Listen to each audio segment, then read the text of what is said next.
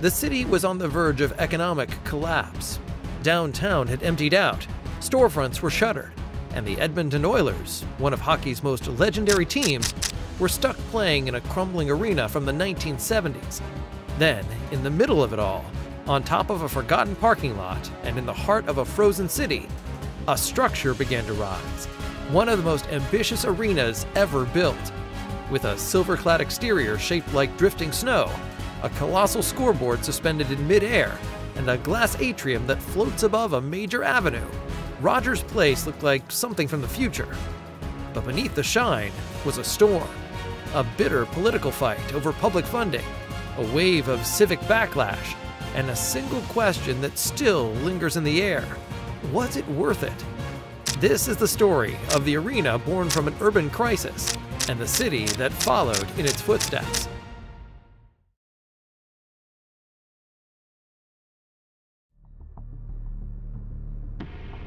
By the late 2000s, downtown Edmonton was struggling.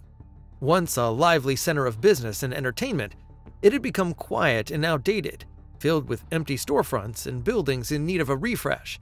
At the same time, the Edmonton Oilers, one of the NHL's most legendary teams, were still playing in Rexall Place, an area built back in 1974.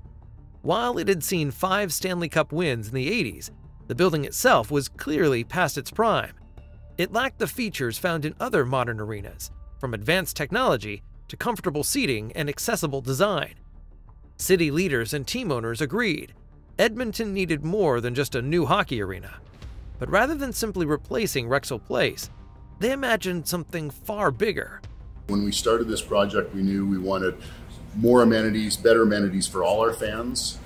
Within that, a broader seat selection of offerings, some premium, some non-premium. What if the arena could spark a downtown revival? That question became the driving force behind the Ice District, an ambitious urban renewal plan with Rogers Place at its core. The vision was to create a vibrant new district where the arena would serve as the anchor, surrounded by shops, restaurants, public plazas, office towers, and high-rise residential buildings. The project was led by a partnership between the City of Edmonton and Edmonton Arena Corporation, owned by billionaire Darryl Katz, who also owned the Edmonton Oilers. To bring that vision to life, they turned to 2 major architectural firms, Dialogue, based in Canada, and HOK, a global leader in designing sports venues. Choosing the right location was crucial. Rather than building on the outskirts, planners focused on a long-neglected stretch of land at the northern edge of downtown, a former parking lot that was idle for decades. The move was bold, not just because of its ambition, but because of the complex logistical challenges it presented. Integrating the new arena into the existing urban infrastructure while managing large-scale construction in the heart of a busy city was no small task. Still, the potential payoff was clear: transform dead space into a vibrant destination and put the arena at the very center of Edmonton's revival. From day one, expectations were sky high. Rogers Place wasn't just meant to be a great hockey arena, but a bold symbol of renewal, pride, and what Edmonton could become. The result was a futuristic design with swooping lines and shimmering curves, a structure that looked like it had landed from the next century. As groundwork began and cranes filled the skyline, one thing was clear: all eyes were watching to see if this ambitious plan could actually be pulled off. Construction on Rogers Place officially began in March 2014, marking the start of one of the most ambitious building projects in Edmonton's history. Tremendously gratifying. It was a real journey for us through the negotiations with the City of Edmonton, and we're absolutely grateful to have gotten to a point where we are actually now into construction. The initial phase involved clearing the area of existing infrastructure, such as curbs, lighting, and trees. Subsequently, excavation work began for the underground parking garage, along with the installation of concrete piles, a process that spanned several months. Given the arena's central urban location, significant logistical challenges were addressed during site preparation. To minimize disruptions, construction activities were scheduled during nights and weekends. The foundation relied heavily on reinforced concrete, while the building structure was supported by an extensive steel frame. In total, more than 9,000 metric tons of structural steel were used, the weight of the Eiffel Tower. crews poured over 28,000 cubic meters of concrete to form the lower bowl, concourses, and signature staircases. The exterior of the arena became one of its defining features. It was wrapped in over 212,000 square feet of custom-fabricated angel hair stainless steel panels, giving the building its distinctive, rippling silver finish. That's roughly the size of 4 football fields. The panels weren't just aesthetic. They were chosen for their durability, low maintenance, and the ability to reflect light in Alberta's ever-changing weather. Inside, the focus shifted from structure to experience. The seating bowl was designed to create maximum intimacy and visibility, with capacity for 18,347 spectators during hockey games and up to 20,500 for concerts. The steep rake of the seating allows fans to feel closer to the ice, regardless of where they sit, a design approach that mimics the sightlines of classic European arenas. Rogers Place also redefined premium fan experiences. The arena includes 3,100 club seats, 900 loge seats with tables and in-seat service, and 300 exclusive Ozone club seats, located near center ice for a perfect view of the action. For luxury experiences, 57 executive suites and 24 theater boxes offer private bars, plush seating, and concierge service, more like a high-end hotel than a hockey rink.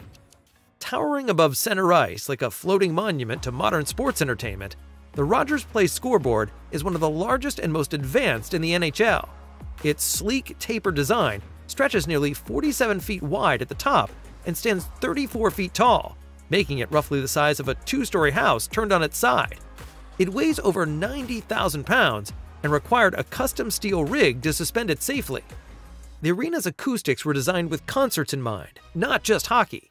Its advanced sound system features D&B Audio-Technica V-Series arrays and high-powered subwoofers, delivering crisp, immersive audio to every corner of the venue, a rare accomplishment in a building of this size. Even the ice system was engineered for top-tier performance. A centralized ice plant was installed to serve both the NHL rink and the adjoining downtown community arena, allowing for consistent, energy-efficient cooling and high-quality ice surfaces across multiple facilities. Sustainability was built into nearly every stage of the project. Rogers Place became the first NHL arena in Canada to earn LEED Silver certification. It uses 14% less energy and 37% less water than similar venues, thanks to LED lighting, low-flow fixtures, and a smart building management system. During construction, 89% of debris was diverted from landfills, setting a benchmark for eco-conscious design. Rogers Place links directly to Edmonton's light rail transit system and features Ford Hall, a stunning 24,000 square foot glass-enclosed atrium that stretches over 104th Avenue. Functioning as both a pedestrian bridge and a public gathering space, it serves as the grand entrance to the arena and the unofficial heartbeat of the Ice District. Roughly half the size of an NHL rink, Ford Hall is fully climate-controlled and designed for year-round use. Whether it's pre-game excitement, post-show mingling, or community events, the space offers fans a warm, open, and naturally lit venue to gather, celebrate, and connect, no matter the weather outside. When Rogers Place officially opened its doors on September 8, 2016, it marked the end of a massive construction effort, but the beginning of an even bigger question. Would this arena deliver on everything it promised, from downtown revival to long-term return on investment? That's what we're about to find out next.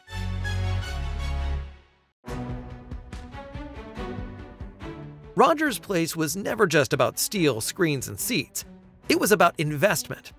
Not just financial, but emotional, political, and cultural. From day one, debates raged over who should pay for such a grand vision and whether the payoff would ever be worth it. The final price tag for Rogers Place came in at $483.5 million Canadian dollars, or $362.6 million US dollars. The broader Ice District development pushed the total investment to over $613 million Canadian dollars, or $460.3 million US dollars, which is approximately $603 million US dollars in today's money. The funding model was a public-private partnership between the City of Edmonton and the Edmonton Arena Corporation, owned by Oilers owner Darryl Katz. The city contributed $226 million, primarily through a Community Revitalization Levy, CRL, which earmarked future tax revenues from the area to repay the upfront costs. An additional $125 million was raised via a ticket surcharge on events held at the arena. The Katz Group's share was $132.5 million, with $112.8 million of that structured as rent payments to the city over 35 years, covering the city's principal and interest costs. The remaining $19.7 million was paid upfront in cash. This arrangement ensured that the city retained ownership of the arena, while the Katz Group, through the Edmonton Arena Corporation, operated the facility and received all operating revenues. This financing structure sparked significant public debate. Critics argued that a substantial portion of the funding came from public sources, while the Katz Group stood to benefit from the arena's revenues. Supporters contended that the CRL would eventually pay for itself through increased tax revenues generated by the revitalized downtown area. In the years since its opening, Rogers Place has become more than just a sports venue. It has been the catalyst for the transformation of downtown Edmonton. The surrounding ice district has blossomed into a vibrant, mixed-use area featuring residential towers, office spaces, hotels, restaurants, and entertainment venues. The development has attracted billions in private investment, significantly boosting the local economy. Public opinion has evolved over time. While initial skepticism centered on the use of public funds, many citizens now view Rogers Place as a point of civic pride. The arena has hosted numerous high-profile events, from NHL games to major concerts, drawing visitors from across the region and beyond. The increased foot traffic has revitalized local businesses and contributed to a more dynamic urban core. In the end, Rogers Place became more than a bold idea on paper. It became a living, breathing part of Edmonton's identity. It reshaped the city's skyline, re-energized its core, and redefined what a sports venue could mean to a community. But perhaps its greatest legacy is still unfolding, not in the games it hosts, but in the momentum it continues to build. Ready to be amazed by the next groundbreaking construction project? Click on the video now and dive into a world where engineering and imagination collide. See you there!